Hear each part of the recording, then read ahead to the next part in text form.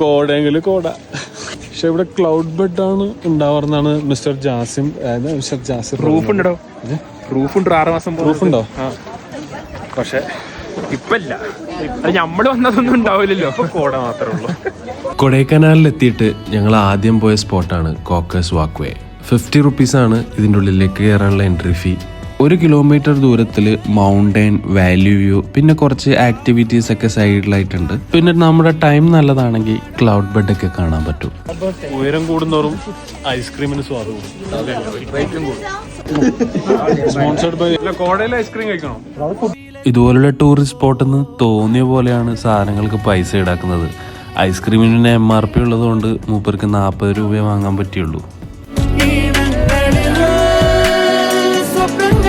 അങ്ങനെ അവിടുന്ന് ഒരു ചെറിയ ടൈം ലാപ്സ് ഒക്കെ സെറ്റ് ചെയ്തു.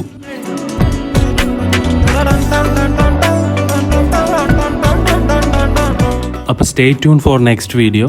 അടുത്ത കൂക്കാലിൻ്റെ വീഡിയോ ആയിട്ട് വരാം. ഫോളോ ചെയ്ത് കൂടെ കൂടിക്കോളും. ബൈ.